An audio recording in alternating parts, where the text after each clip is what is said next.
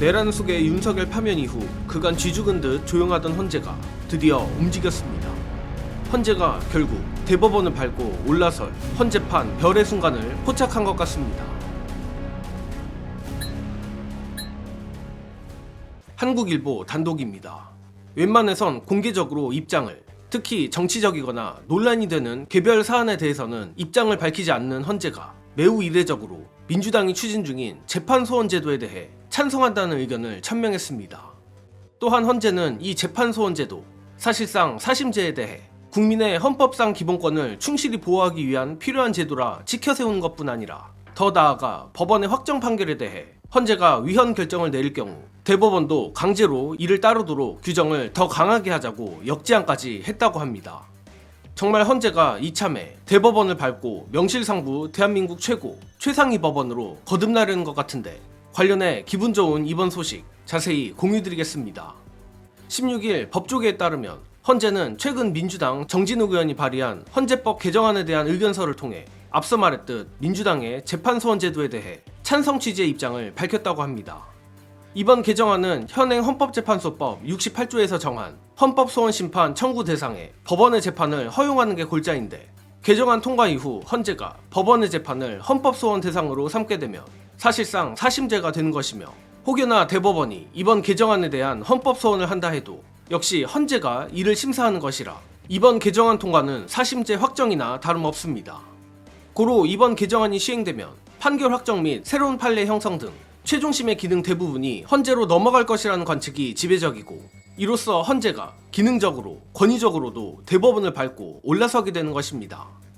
특히 정예능이 이번 헌재의 의견을 보면서 정말 헌재가 작정했구나 싶었던 대목은 앞서 말한 기속 조항입니다.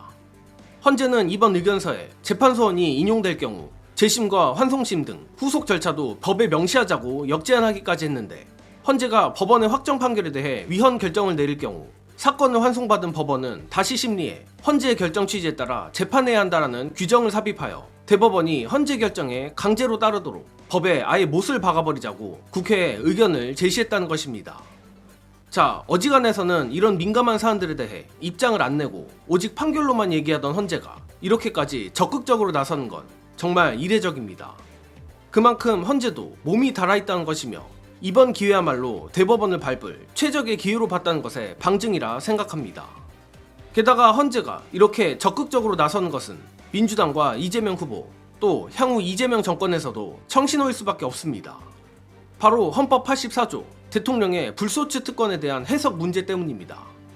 안 그래도 최근 대법원은 이재명 후보가 대통령에 당선될 시 재판 중지 여부에 대해 담당 재판부의 몫이라며 다소 비겁한 입장을 내놨는데, 대법원이 뭐라고 까불든 결국 헌법에 대한 해석의 최종 권한은 헌재에 있고, 헌재가 헌법소원 심판을 받아들이면 그 자체로 대법원의 손을 떠나게 되는 겁니다. 고로 이재명 정권이 들어선 이후에도 헌재는 매우 중요할 수밖에 없으며, 헌재와 민주당이 호혜적 관계, 정확히 말하면 민주당도 헌재에게 줄 것이 있고 헌재도 민주당에게 잘 보여야 할 이유가 있다는 것 자체가 주도권이 이재명과 민주당에 있다는 것입니다. 그리고 이런 정치공학적인 계산이 아니더라도 당연히 대통령이 재판에 끌려다니느라 국정을 돌보지 못하면 이는 엄청난 국가적 손해이기에 헌법 정신에 비추어 봐도 헌재가 대통령의 불소추 특권은 재판 정지까지 해당된다고 해석하는 것은 국가의 질서 측면에서 너무나 당연한 것입니다. 여기에 정예능이 이번 헌재 의견서를 아주 긍정적으로 보는 이유는 또 있는데, 바로 적의 적은 우리 편이란 겁니다. 예컨대 헌재에도 극우 성향의 재판관이 3명 정도 있는 것으로 보이고, 현재 헌재소장 권한대행을 맡고 있는 김영두 재판관도 냉정하게 따지면 보수 성향이라 헌재 내부 보수 성향 재판관이 무려 4명이라 봐도 무리는 아닙니다.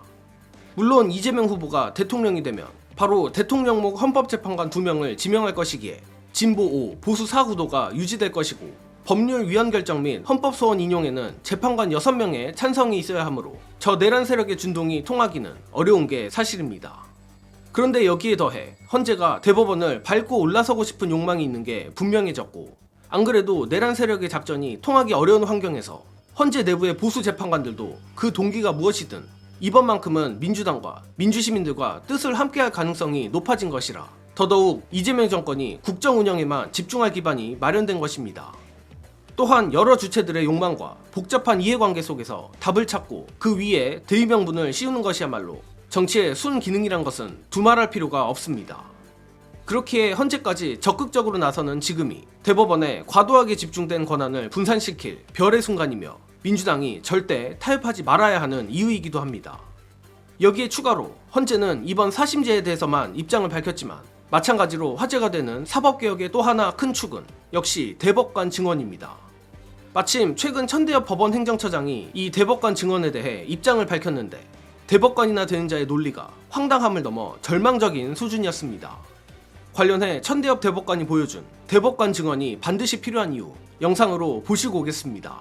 대법관 증언에 대해서 천대엽 대법관이 어제 불만을 토로했어요. 네. 근데 불만을 토로할 때 너무 비논리적이고 너무 국민을 바보로 알아. 상고심에 대법관 수만 대폭 청을 한다고 하면은 오히려 모든 사건이 상고가 되어서 재판 확정은 더더욱 늦어지고 결국에는 이제 전원합의체가 사실상 이제 형이와 마비되어 버리기 때문에 전원합의체를 통한 충실한 심리를 통한 또 권리구제 기능 이런 부분도 역시 마비될 수밖에 없다. 대법관이 많아지면 피고인들이 다 상고를 할 거래. 그거랑 무슨 관계가 있어? 아니 그럴 거면 아예 법원을 없애버리죠. 법원이 있으니까 자꾸 말 나온 김에 100명이 되면 100명이 모여갖고 전원합의를 어떻게 하냐 이런 소리거든요. 저게 제가 독일 같은 경우에는 이거저거 다 하면 300명이 넘다 그랬잖아요. 대법관이. 네. 그게 왜 그러냐면 분야별로 있어요. 대법관이. 와. 민사대법관, 형사대법관, 노동대법관, 조세대법관 이게 다 따로따로 있어. 그거 필요할 것 같네. 그럼 전문적으로 그 사람들이 계속 그 사건을 집중적으로 보면서 상고심을 하고 그 사람들끼리 전문 부에서 합의를 하는 거예요. 그 국민한테 또 이익이지 왜 손해야 그게. 그러네. 네. 앞에서도 길게 말했지만 적의 적은 우리 편이고 헌재 이번 의견 표명은 유례를 찾기 어려울 정도입니다. 대법원이 헌법상 보장된 국민의 참정권을 강탈하려는 시도를 통해 전격적으로 정치판에 뛰어들었고 상권 분립을 먼저 깨버린 상황에서 헌재가 민주당과 국민의 편에 선 것은 천군만마를 얻은 것이나 다름없습니다. 물론 먼 미래 또는 가까운 미래 헌재도 우리가 견제해야 하는 순간이 올 수도 있습니다.